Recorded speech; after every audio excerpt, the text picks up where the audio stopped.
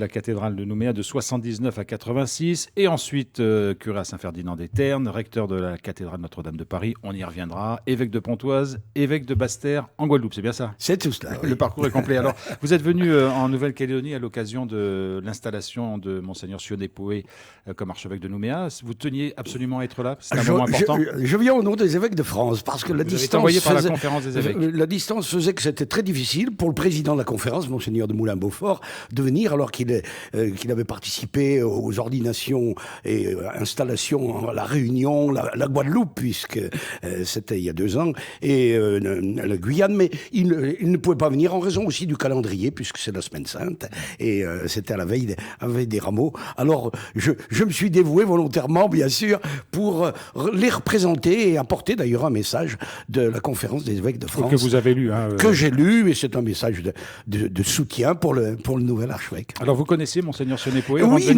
nous étions ensemble, figurez-vous, pour les Journées mondiales de la jeunesse en 97, lorsque j'étais curé de Saint-Ferdinand-des-Ternes et aumônier des Océaniens. 97, les Journées mondiales de la jeunesse à Paris. À Paris. Et donc, il était là au milieu des jeunes de Calédonie, puisqu'à l'époque, il était dans le Nord. Et donc, nous sommes rencontrés. Et puis, on va dire que nous nous sommes croisés, mais je me suis beaucoup réjoui de sa nomination avec l'expérience qui est la sienne, c'est-à-dire être évêque de Wallis et Futuna. C'est un changement important pour un diocèse comme la Nouvelle-Calédonie. Monseigneur Calvé, on le sait, est resté 44 ans archevêque de Nouméa. Voilà, c'est un changement qui se fait aussi dans une certaine continuité complète, puisque les deux sont maristes. Donc c'est la tradition et c'est la présence des maristes depuis le début de l'évangélisation du Pacifique. Et ça a été mentionné, puisque les premiers missionnaires sont arrivés en 1843. Et donc il y a une continuité. Et puis surtout, il a une expérience. Et le fait qu'il soit lui-même océanien et qu'il connaisse parfaitement bien donc le diocèse, mais aussi toute la région.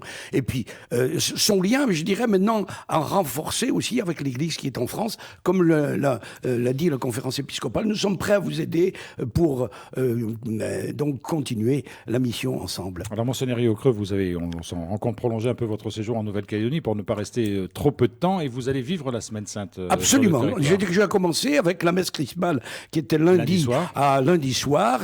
Et nous étions aussi avec Monseigneur Susitino pour l'entrée dans la Semaine Sainte, c'est-à-dire le dimanche des Rameaux. Il m'a invité à prêcher, donc j'ai été très heureux de retrouver, bien sûr, la cathédrale avec ces très belles assemblées comme celles que nous avons eues samedi dernier. Alors, l'un des temps forts de cette Semaine Sainte, c'est la veillée pascale, évidemment, au cours de laquelle on fête la résurrection du Christ. Et aussi, il y a des baptêmes de catéchumènes ou l'accueil de recommencants, c'est-à-dire ces adultes qui refont un chemin avec l'Église. Il y en a beaucoup ici en Calédonie. Et il y en a beaucoup plusieurs dizaines. Alors, il y a un phénomène.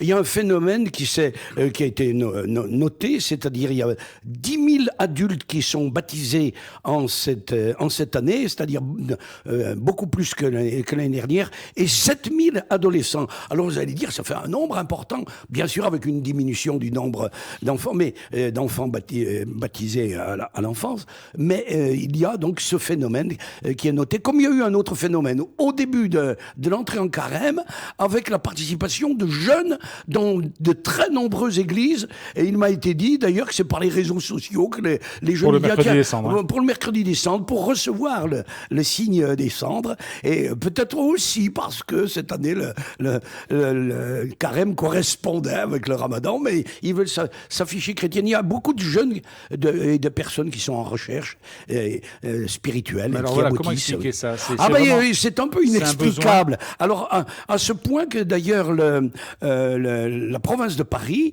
va faire un concile, c'est-à-dire une réunion provinciale pour réfléchir à cette réalité de ces catéchumènes et aussi, il faut le noter, de ces recommençants, c'est-à-dire ceux qui sont confirmés à l'âge adulte alors qu'ils ont été baptisés à l'enfance. Monseigneur Jean-Yves Riocreux, votre dernière visite en Nouvelle-Calédonie, c'était en 2023, avant les événements qu'on a connus en mai 2024, que vous avez évidemment suivis, même si vous n'étiez pas présent de très près. Quel regard vous portez sur ce qui s'est passé? Vous avez été surpris, interloqué, attristé? Depuis le mois de mai, j'ai suivi ça quotidiennement avec beaucoup de tristesse et en même temps d'espérance. Alors on suivait, je dirais, mois après mois la situation. Et lorsque je suis arrivé, accueilli j'ai retrouvé à l'extérieur la Calédonie que j'ai connue, mais à l'intérieur aussi, dans les nombreuses réflexions, donc des tensions qui peuvent avoir, et puis justement, c'est-à-dire maintenant c'est une reconstruction, je dirais aussi humaine, pour que les gens ne se regardent pas en ennemi, voire en adversaire, mais qui se regardent pour vouloir reconstruire le pays, alors avec bien sûr la situation économique extrêmement difficile. Et dans cette situation... Et l'espérance, vous voyez, c'est aussi ce que je peux le dire, donc, au contact de très nombreuses personnes dans la grande diversité de la Calédonie. Et dans cette situation, l'Église a un rôle à jouer, c'est responsable aussi.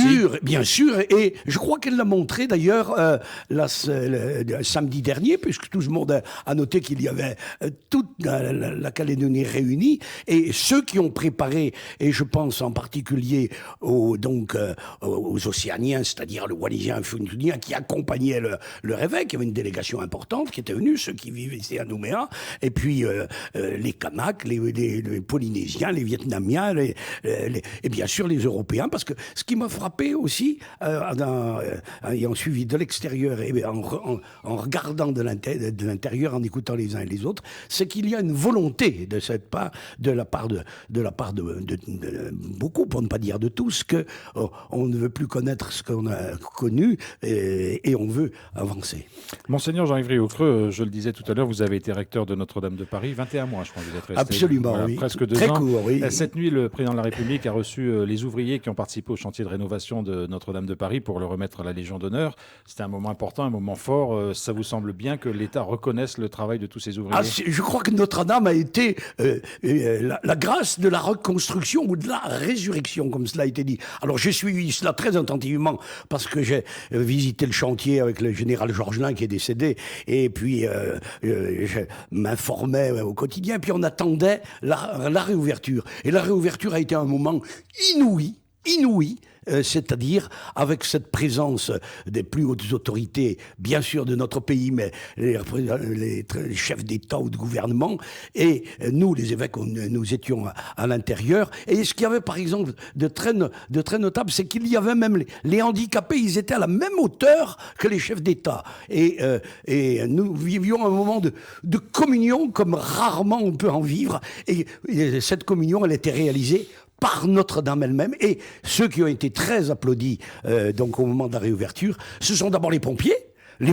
parce que c'est eux qui ont sauvé Notre-Dame, et puis ensuite ceux qui ont participé à cette reconstruction. Et maintenant, Notre-Dame vit, il y a 4 messes par jour, il y a le chapelet. Alors beaucoup me demandent, est-ce qu'on peut aller? Mais bien sûr. Alors si vous voulez être sûr d'avoir la possibilité de visiter plus tranquillement, c'est le matin, c'est le matin. Non, pas nécessairement, non, parce que je fais depuis la réouverture à peu près 3 ou 4 fois une visite anonyme, comme on peut dire, mais étant reconnu par les sacristains et leur demandant comment ça se passe, comment ça se déroule. Eh bien, ça se déroule remarquablement. Quand vous avez vu Notre-Dame brûler il y a 5 ans maintenant, est-ce que vous imaginiez pouvoir voir la cathédrale réouverte de cette façon-là? Non, parce qu'on était dans l'épreuve, et on a dit, en plus, c'était le lundi saint de 2019. Il a fallu 5 ans pour vivre un chemin de semaine sainte et de chemin pascal qui conduisait à la résurrection de Notre-Dame. Alors, Monseigneur Jean-Yves Riaucreux, vous êtes archevêque émérite maintenant, c'est-à-dire évêque émérite, tout simplement. Vous êtes à la retraite, en quelque sorte. Absolument. À la retraite épiscopale, mais vous avez une vie bien remplie, et notamment vous suivez des dossiers en béatification. Oui. Alors, expliquez-nous ce que c'est et qui est concerné. Eh bien, l'archevêque de Paris, Monseigneur Ulrich, m'a demandé, comme ça a été demandé à d'autres, de suivre des dossiers de béatification. Et il y a 2 dossiers de béatification que je suis, avec des auditions. C'est très intéressant. C'est Madame Élisabeth de France, la sœur de Louis XVI, qui, l'histoire le dit, elle a été décapitée en 1794. Et c'était vraiment la sainte femme de Versailles ou de Montreuil, dans les quartiers de Versailles. Et elle est morte, elle a été emportée dans ce mouvement de terreur. Et depuis, on a gardé le souvenir de cette femme. Alors on interviewe beaucoup de personnes. Et puis la deuxième cause, c'est le père Guérin. C'est un prêtre qui vivait donc la première partie du XXe siècle, et et qui est mort en 1972. Il y avait 20 évêques et 200 prêtres lorsqu'il est décédé. Ce père Guérin a fondé la JOC, c'est-à-dire la jeunesse ouvrière chrétienne entre les deux guerres. Et c'est aussi très belle figure. Alors il y a d'autres figures parce que dans le diocèse de Paris, il y a à peu près une vingtaine de causes qui sont suivies. Et on pense aussi, par exemple, aux Anam, dont on espère la canonisation prochaine. Voilà, c'est des dossiers qui durent, c'est long. Hein. Oh, voilà, c'est très long, c'est plusieurs années. Et les dossiers, j'ai vu le dossier du père Guérin, le dossier va partir à Rome.